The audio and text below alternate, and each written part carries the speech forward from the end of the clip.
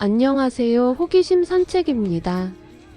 여러분, 혹시 예뻐지기 위해서라면 뭐든 할 수 있다는 말 공감하시나요? 사실 동서고금을 막론하고 미에 대한 욕망은 끝이 없죠. 하지만 만약 그 화장품이 내 목숨을 갉아먹는 독약이라면 어떨까요? 오늘은 지금으로부터 약 400년 전 영국 엘리자베스 1세 시대로 거슬러 올라가 보려 합니다. 화려한 드레스와 우아한 자태 뒤에 숨겨진 충격적인 진실.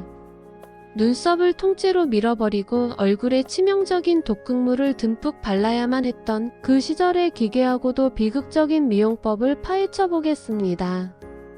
과연 그들은 무엇을 위해 죽음과 맞바꾼 화장을 했던 걸까요? 자, 오늘의 호기심 산책 지금 바로 시작합니다. 먼저 그 시대 사람들이 생각했던 완벽한 얼굴이 어떤 모습이었는지 살펴볼까요? 16세기 영국에서 미인의 척도는 바로 높고 매끈한 이마였습니다. 왜 하필 이마였을까요? 당시 높은 이마는 단순한 유행이 아니라 지성과 고귀한 혈통의 상징이었기 때문입니다.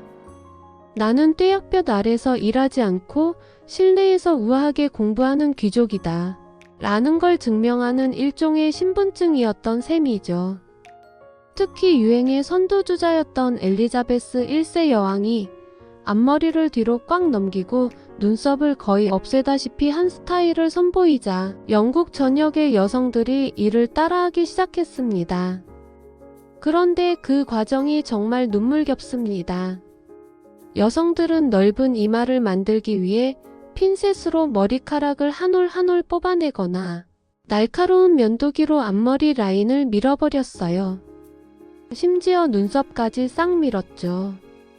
당연히 피부는 늘 붉게 부어오르고 상처 입기 일쑤였습니다. 그럼 조금 더 돈이 많은 귀부인들은 어땠을까요? 눈썹을 다 밀어버린 자리가 허전하니까 쥐가죽에서 떼어낸 털뭉치나 다른 사람의 머리카락으로 만든 가짜 눈썹을 붙이기도 했습니다. 쥐가죽으로 만든 눈썹이라니 여러분 상상이 가시나요? 이렇게 완성된 얼굴은 마치 고전 명화 속 성녀처럼 보였겠지만 사실 이건 앞으로 펼쳐질 비극의 시작에 불과했습니다. 자, 이마를 넓혔으니 이제 머리색을 바꿀 차례입니다. 당시 모든 여성의 워너비는 엘리자베스 여왕의 트레이드마크인 불꽃처럼 붉은 머리였어요. 하지만 자연적으로 그런 선명한 붉은색을 가진 사람은 드물었죠. 그래서 여성들은 온갖 기상천외한 방법을 동원합니다. 사프란 꽃가루나 강황 같은 값비싼 향신료를 끓여서 염색약으로 쓰는 건 양반이었어요. 더 극단적인 경우에는 믿기 힘드시겠지만 소변에 특정 물질을 섞어 머리를 탈색하기도 했습니다. 그 냄새가 어땠을지 상상만 해도 코를 찌르는 것 같지 않나요? 염색이 끝나면 진짜 화려한 쇼가 시작됩니다. 부유층 여성들은 가발을 높게 쌓아 올리고 그 위에 진주, 보석, 화려한 리본을 장식해 마치 머리 위에 탑을 쌓은 듯한 모습을 연출했습니다. 이건 단순히 예뻐 보이려는 게 아니라 나 이 정도로 돈 많아 라고 외치는 과시의 수단이었죠. 반면 가난한 이들은 이런 사치를 꿈도 꿀 수 없었으니 머리 모양 하나가 계급을 나누는 기준이 되었던 겁니다. 이제 오늘 이야기의 핵심인 피부로 넘어가 보겠습니다. 당시 미인의 절대 기준은 달처럼 창백하고 눈처럼 하얀 피부였습니다. 밖에서 일하는 농민들의 검게 탄 피부와 대비되는 오직 상류층만의 전유물이었죠. 이 순백의 피부를 만들기 위해 등장한 아이템이 바로 그 유명한 베네치아 세루스입니다. 이름은 우아하지만 그 실체는 탄산납과 식초를 섞어 만든 납 반죽이었어요. 여성들은 이 치명적인 납 크림을 얼굴은 물론 목과 가슴까지 아주 두껍게 펴발랐습니다.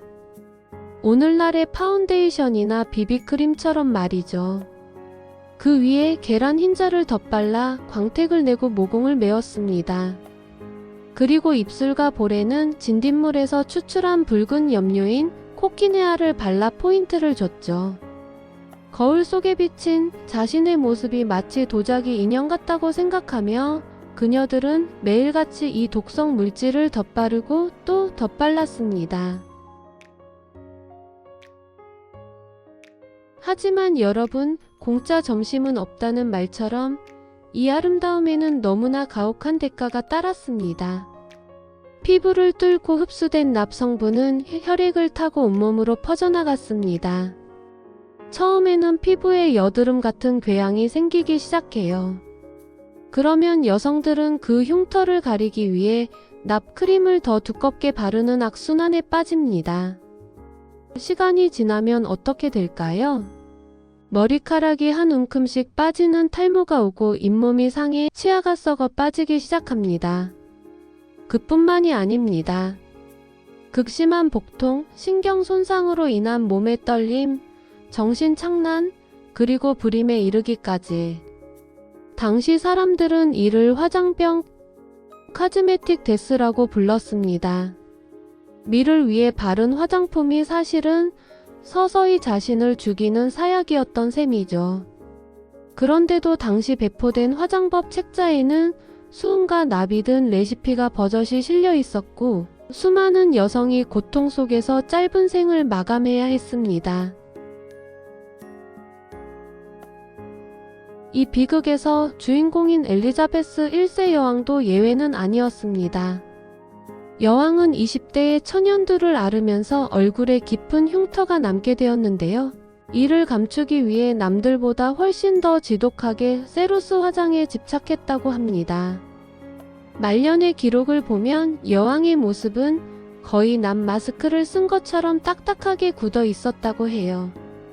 심각한 탈모 때문에 가발 없이는 생활할 수 없었고 납 중독의 전형적인 증상인 기억 상실과 심한 감정 기복, 불면증에 시달렸습니다.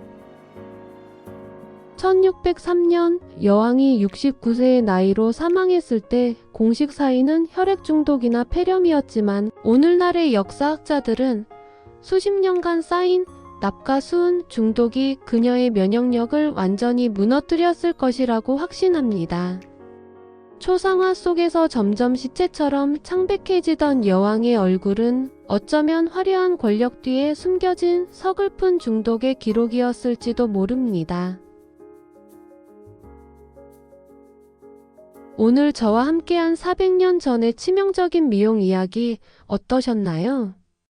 납가루를 얼굴에 바르던 그때와 지금은 많이 다르지만 어쩌면 우리도 현대판 세루스를 쫓고 있는 건 아닐까요? 지나친 보정 필터나 건강을 해치는 무리한 다이어트 같은 것들 말이죠.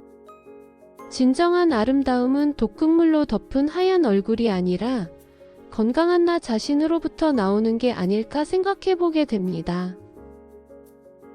여러분은 만약 그 시대에 살았다면 유행을 따르기 위해 어디까지 감수하실 수 있을 것 같나요?